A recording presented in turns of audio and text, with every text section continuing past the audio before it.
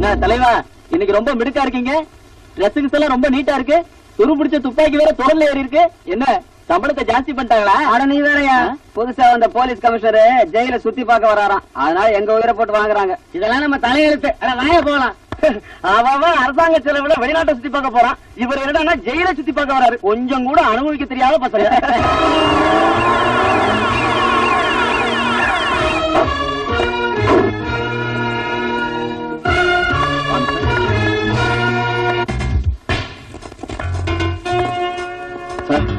இவன் பேர் பீட்டர். இவன் தங்கச்சியை கற்பழிச்ச பாதிரியார கொலை பண்ணிட்டு ஆயுள் தண்டனை அனுபவிக்கிறான். இவன் தண்டனை காண முடிய இன்னும் 6 வருஷம் இருக்கு சார்.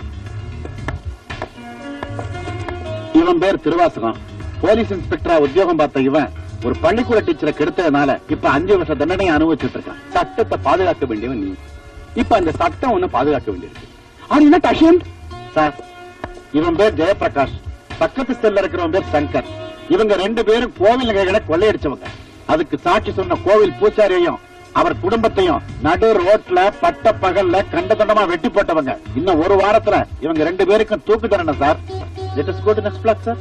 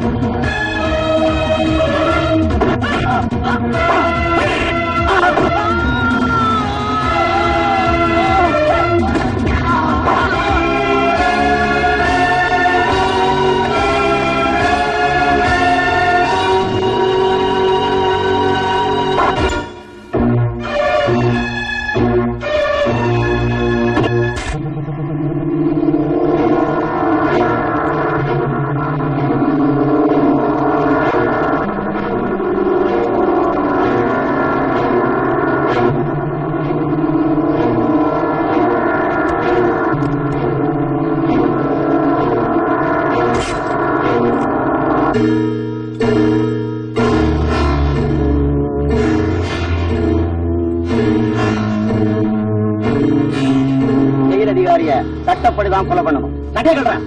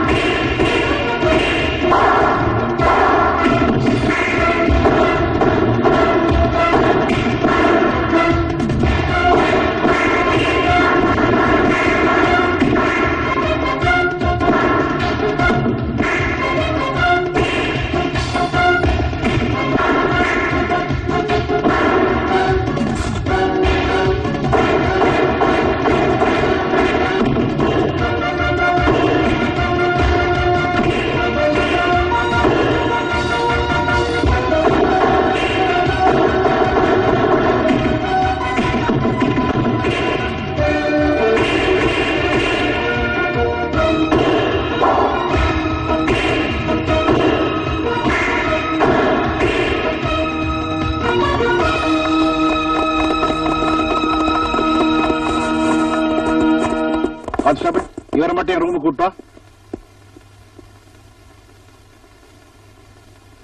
உட்கார் கோபி. இல்ல சார், நான் ஒரு கைதி நிக்கிறேன்.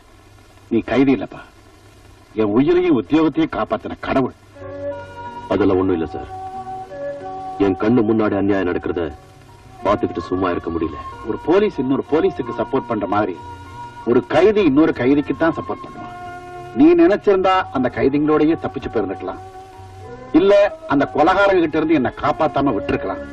ஆனா நீ ஒரு பொறுப்புள்ள போலீஸ் அதிகாரி மாதிரி தப்பி ஓட இருந்த கைதிகளை தடுத்து நிறுத்திட்ட. சோ சட்டத்தை காப்பாத்த நினைக்கிற நீ, மனசாட்சிக்கும் மனிதாபிமானத்துக்கும் கட்டுப்படுற நீ, நிச்சயமா ஒரு கொலகாரன் இருக்க முடியாது. உன்னை இந்த நிலைமைக்கு ஆளாக்கினது யாரு சொல்லு. வேண்டாம் சார், சொல்லி பிரயோஜனம் இல்லை.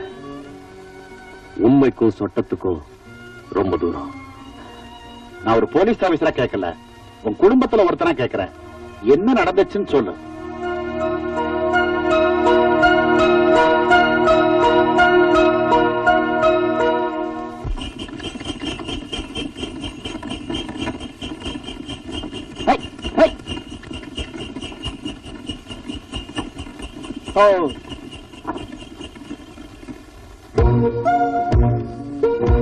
ஏன்பா பண்ணையாரம்மா தான் வந்தாச்சு இல்ல, விவகாரம் என்னன்னு சொல்ல வேண்டியதானே?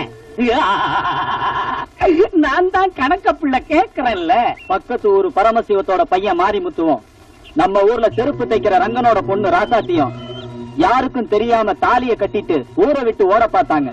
அவங்க 2 பேரையும் கையும் களவுமா புடிச்சு பஞ்சாயத்து முன்னாடி கொண்டாந்து நிறுத்தி இருக்கோம். பண்ணையாரம்மா, நம்ம ஊர் மரியாதையை கெடுத்த இவங்களுக்கு நீங்க தான் சரியான தண்டனையை கொடுக்கணும். ஏண்டா மாரிமுத்து, பணக்காரனா பிறந்தவன் ஒரு ஏழைய நினைக்கிறதே தப்பு. நீ நினைச்சது மட்டும் இல்லாம கல்யாணமும் பண்ணிக்கிட்ட. ஜாதி, அந்தஸ்து, ஊர் கட்டுப்பாடு இது எல்லாத்தையும் மீறி ஆசைப்பட்ட 2 பேரு கல்யாணம் பண்ணிக்கிட்டா அப்புறம் ஆடு மாடுகளுக்கும் மனுஷங்களுக்கும் என்னடா வித்தியாசம்? ஏண்டி ராசாத்தி, செருப்பு தைக்கிற ஜாதியில பிறந்த நீ மேல் ஜாதி வீட்டுக்கு மருமகளாகணும்னு ஆசைப்பட்டா அது நடக்கிற காரியமாடி. இப்ப நான் உனக்கு கொடுக்க போற தண்டனையை பார்த்து இனிமே எந்த ஒரு ஏழை பொண்ணும் பணக்கார ஆம்பளைங்களை கனவுல கூட நினைச்சு பார்க்க கூடாது. வேண்டாமா, வேண்டாமா.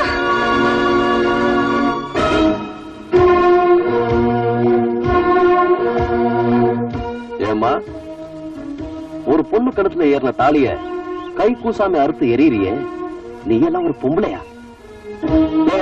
ஒரு ஆணு பொண்ணு ஆசைப்பட்டாங்க, ஆண்டவன் சாட்சியா கல்யாணம் பண்ணிக்கிட்டாங்க. அது தப்புன்னு சொல்லி இந்த அம்மா தாலி கேரா இருக்கிறத வேடிக்கை பார்த்துக்கிட்டு நிக்கிறீங்களே, நீங்க எல்லாம் ஆம்பளைங்களா? உங்களுக்கு எல்லாம் அக்கா தங்கச்சி இல்ல? ஏமா, ஒரு தாய்க்கும் குழந்தைக்கும் தொப்புள் குடிதான் உறவுன்னு சொல்லுவாங்க. ஆனா ஒரு ஆணுக்கும் பொண்ணுக்கும் இந்த தாலி கயிறு தான் உறவு. இந்த புனிதமான தாலிய இவங்க கேவலப்படுத்துறது பார்த்துக்கிட்டு சும்மா நிக்கிறீங்களே, உங்களுக்கு கூட மனசு இல்ல? ஆனா சும்மா நிறுத்தப்பா. என்னமோ நீ ஒருத்தன் தான் புத்திசாலி, இருக்கிறவன் எல்லாம் கூமுட்டன்னு நினைச்சு பேசிக்கிட்டு இருக்கிற. பையனை பெத்தவன் பஞ்சாயத்தை கூட்டி இருக்கான், நியாயத்தை சொல்ல பண்ணையாரம்மா வந்திருக்காங்க, அதுக்கு கட்டுப்பட்டு ஊரும் கூடி இருக்கு.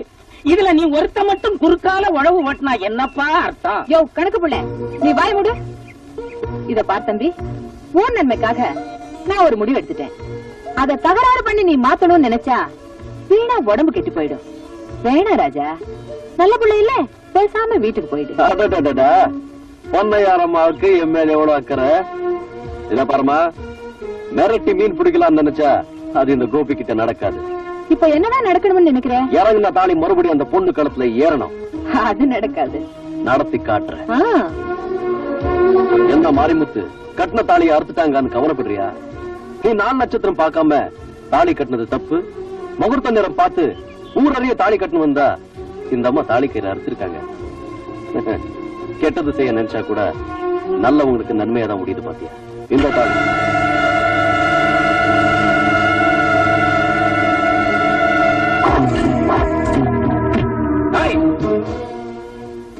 கூலிக்கு மாரடிக்கிற நாய்களா நீங்க? 10 பேர் இல்லடா, 20 பேர் வந்தாலும் என் கையில இருக்கிற தாலியை வாங்கவும் முடியாது, இந்த கல்யாணத்தை நிறுத்தவும் முடியாது.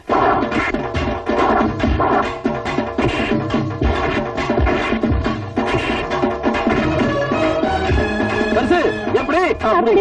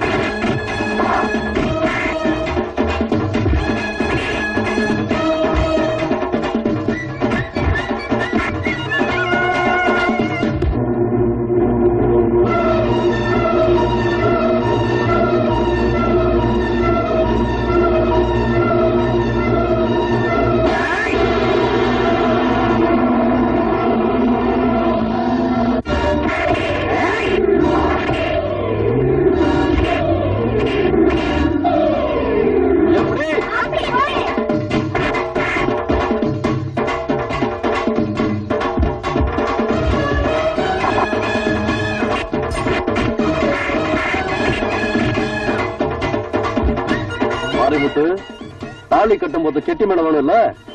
நீ தாலியை கட்டு, நான் மேளத்தை வாசிக்கிறேன்.